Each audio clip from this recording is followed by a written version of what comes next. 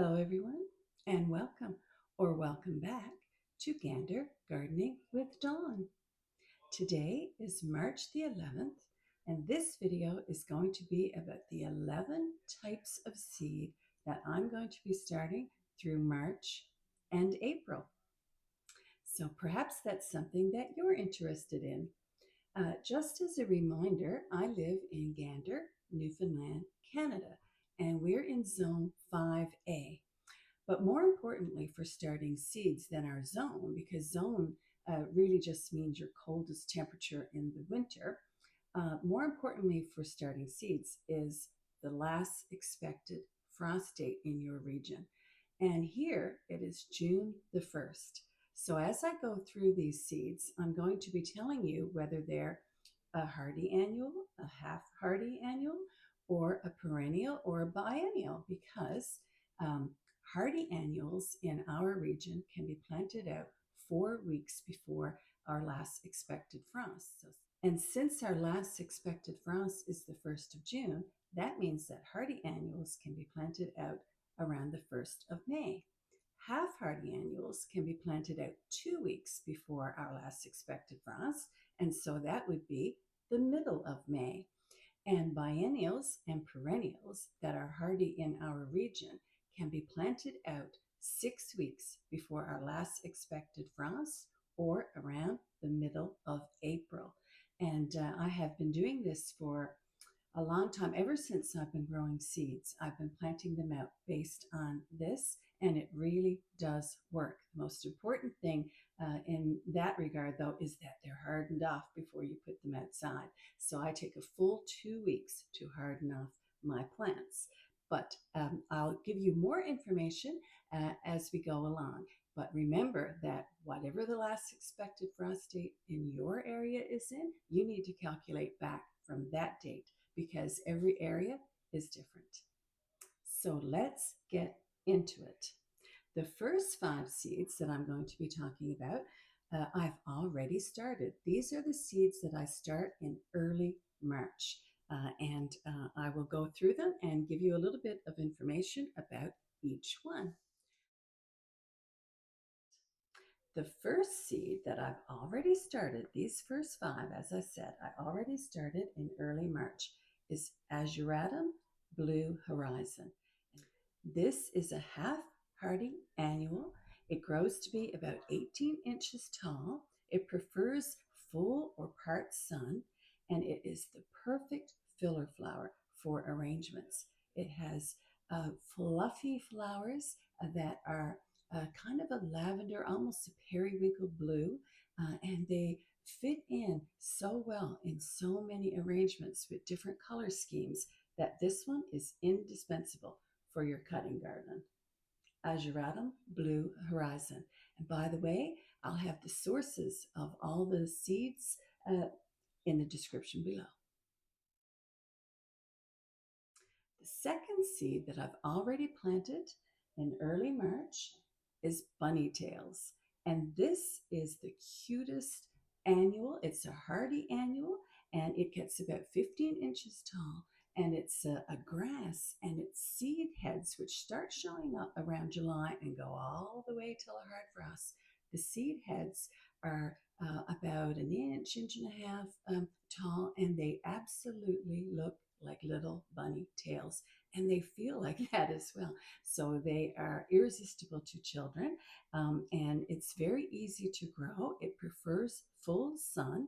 And I do have one warning about this one, and that is that the roots are pretty aggressive if it's in a container. So if you plant it in a mixed container, you will find that it will tend to crowd out anything else that's there. So I find it's best planted by itself in a container in the garden, in the front of a flower bed, because it's really not that tall is the best place I find for it. But that doesn't seem to be a problem. Bunny tails. The third seed that I've already planted is lemon bee balm. This is also known as annual monarda, and it is a hardy annual, and it again is another ideal bouquet filler. And I grew this for the first time last year, and I wasn't sure that I liked it. I would say that it's more architectural than it is pretty. However, once I started using it in arrangements, my opinion about it really changed because it is great. It almost works as both a foliage and a flower because it has sort of layers of leaves and interesting pale lavender flowers, almost pinky lavender. But it really works well in arrangements. It gets pretty tall. In my garden, it grew about 36 inches, and I think that I'm going to enjoy it more this year than I thought I would. The fourth seed that I've already started is primrose, and also known as primula. And this was a gift from my gardening friend Stacy, who has a lovely gardening channel called Growing in the Cove. And I'll put a link to that in the description below. This is a perennial that is hardy in zones 3 to 8. It blooms in the early spring and it prefers part shade and moist soil. So I can give it all those things for sure. I have lots of shade and lots of moist soil. They are a very colorful, short perennial that blooms early with really bright, strong, summery colors. And after this winter, I could use some really strong, bright, summery colors. So I'm looking forward to growing this in my garden. Primrose. The fifth seed that I've already planted in early March is this one, Texas Bluebonnet. And this was another gift. A good friend of mine was recently in Texas and she brought me back this as a souvenir. What a great souvenir! And I'm very grateful. Thank you, Barb. But I am not sure how it's going to do here. It is a hardy annual, and I can't imagine a place more different from Texas than Newfoundland in terms of climate, because I believe from everything I've read, it's very hot and very dry in Texas. And here it's very mild and very wet most years, although the last couple of years it has been quite dry. So I'm planning to grow these in a container so that I can try to give it more the conditions that it would prefer. However, if you have grown Texas bluebonnets and you have some advice for me, I would really appreciate hearing that advice because I'm not exactly sure what to expect, but I'm very excited to try and see what happens. Texas bluebonnets. The next three seeds I will be starting in mid March. And the first of those is Nicotiana. And I will be starting two types of Nicotiana. Um, these are half hardy annuals, and they get about 3 feet tall and they bloom continuously until frost in my garden. And I find they do better in slightly cooler temperatures and part sun. So they really like it here in a Newfoundland garden, and that is for certain. The two types I'm growing are Crimson Better, which I've grown for many, many years, and it's a bright crimson flower. And the blooms on these are a little larger than they are on most Nicotiana, I find. They're over 2 inches in diameter. And this one is just gorgeous. It has beautiful scent.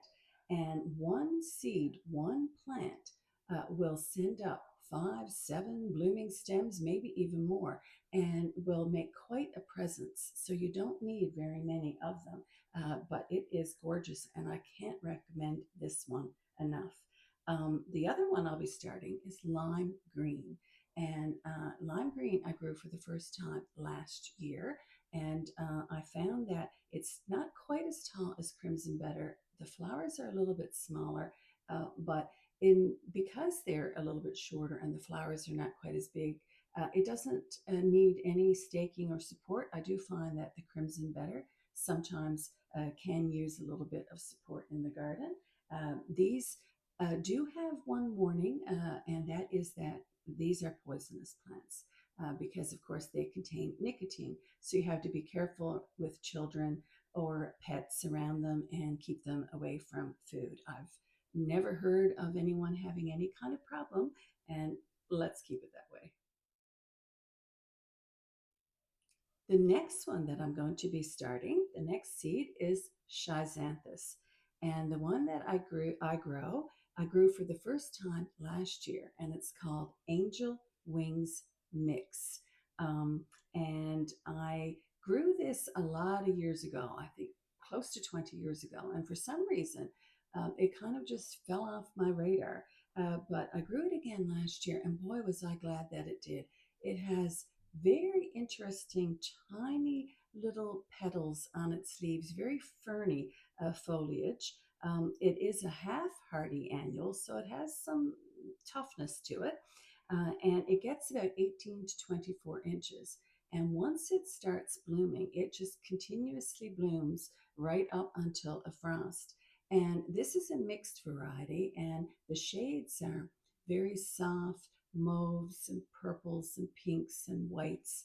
And it's a very pretty, easy to blend in a garden, that sort of color palette. But yeah, I just fell in love with it again last year. And these are seeds that I bought last year. I only used a few of them, and I had some left over. So hopefully they will still be viable. I'm pretty sure they will be, and I'm looking forward to having these blooming in my summer garden, I should say. And these prefer part shade. The number 8 seed, this one I'll be starting around mid-March, is strawflower, and the type that I like best is apricot mix, and it's a hardy annual. And it's fantastic for cut flowers and also for dried flowers. It likes full sun, and it doesn't require a lot of water. So the type of summers we've had the last couple of years where it's been dry and hot for us, hot on a Newfoundland scale, they do really, really well here. And it's very easy. I found that last year that like they germinate quickly, they grow very easily and quickly. They're not fussy flowers whatsoever. And I have a fondness for flowers in the apricot and peachy families. That combination of sort of apricot peach colors with the periwinkle lavender colors, that's my favorite garden combination. And these fit that bill quite nicely. There's just one seed that I'm going to be starting in early April, and that is Dahlia watercolor mix. I grew these, the same variety for the first time a couple of years ago, and I couldn't believe how quickly it germinated, how strong the little plants grew. And my favorite of all of the blooms that came from this particular type of dahlia was a red one, kind of a pinky red. And it grew really tall, like about 3.5 feet tall. It had many, many blooms, and the color was just stunning.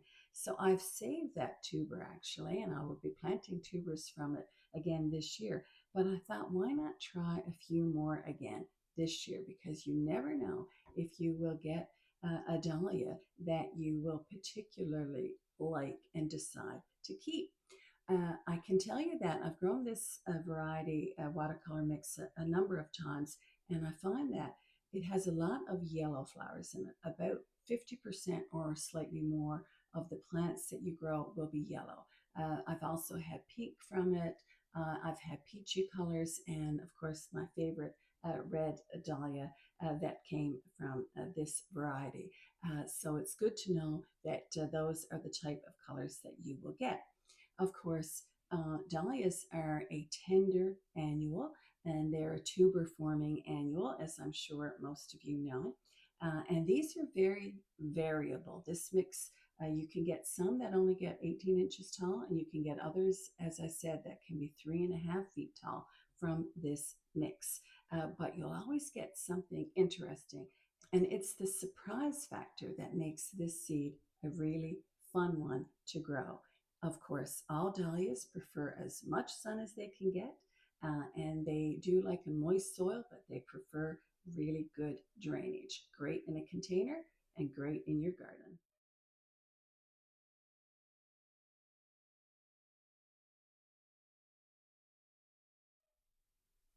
And the last two types of seed that are on my list for today, I will be starting in mid April. And the first type is cosmos. And cosmos are one of my favorite flowers. I love growing them. They're just so easy, so fun, so airy and pretty in any sort of arrangement or in the garden. They provide movement that I can't imagine my garden without them. So I'm going to be starting three different types. And cosmos are half hardy. So once they're hardened off carefully, they can take a very light frost and they can certainly shake off the cold. So yeah, these will be planted out like all the other half hardy annuals 2 weeks before our last expected frost. So the three that I'm starting are apricota, which is just, again, falls into my favorite shade palette for sure. So I cannot resist this one. And as all cosmos, I'm sorry, really easy to grow. And I'm also going to be doing afternoon white. And I've never grown this one before. And I just saw a number of different sources recommending it as one of the most easy and carefree white cosmos to grow. So I'm going to give it a try.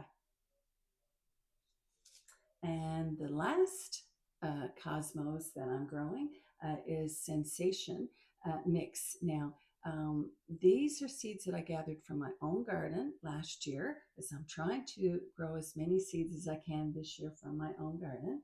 And I gathered these from a light pink cosmos that I really loved that came from the Sensation Mix that I started last year. However, I'm not sure it will be light pink. The thing is, with the mixes and with cosmos, when you gather the seeds, if there are more than one type of cosmos in your garden or in gardens nearby, they can easily cross pollinate and you're not sure exactly what you'll get. But you know what? I don't think I've ever seen a cosmos that I didn't think was quite pretty. So I'm not too worried about that. This is a true cut and come again flower. It likes as much sun as it can get. And again, it's not a water guzzler. It's one that you can ease off a little on the water. Cosmos. And the last seed of these 11, and this one I'll be starting in mid April, is nasturtium.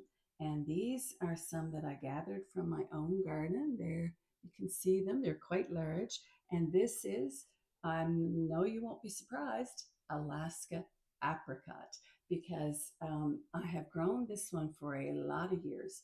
And it comes true from seed, and so last year I decided the only nasturtium that I would grow in my garden would be this type because I didn't want it to cross pollinate.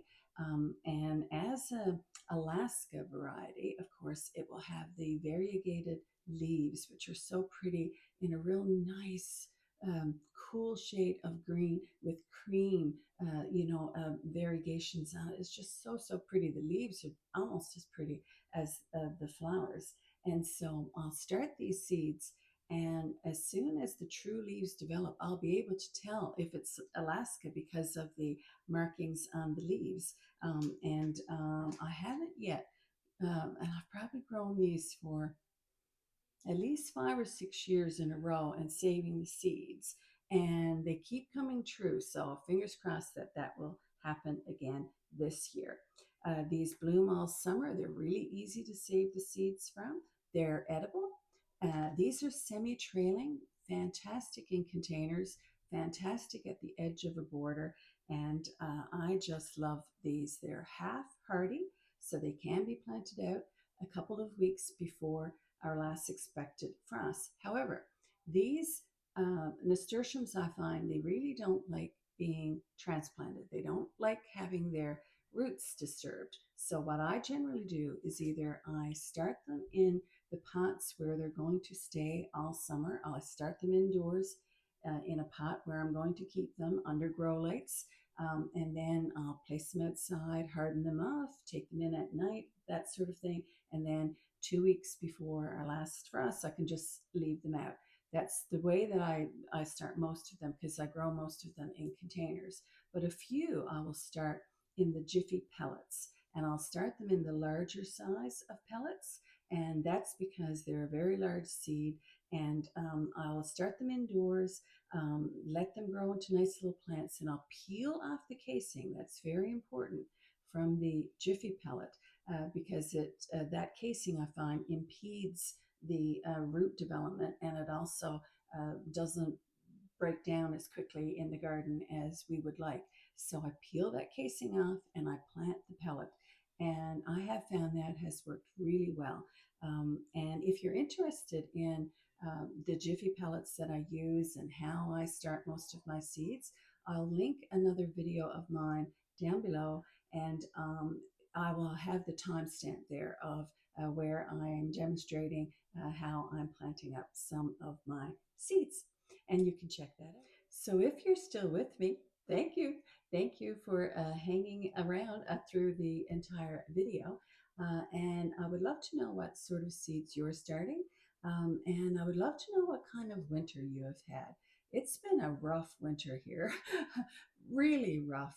We're in for some freezing rain later today and a little bit of snow, and we really don't want that. Believe it or not, the town of Gander this winter has recorded since November the 1st over 14 feet of snowfall. Yes, you heard me correctly. Over 14 feet of snow.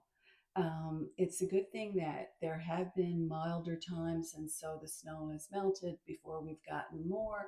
But it's been rough, and we've had some really severe storms with wind.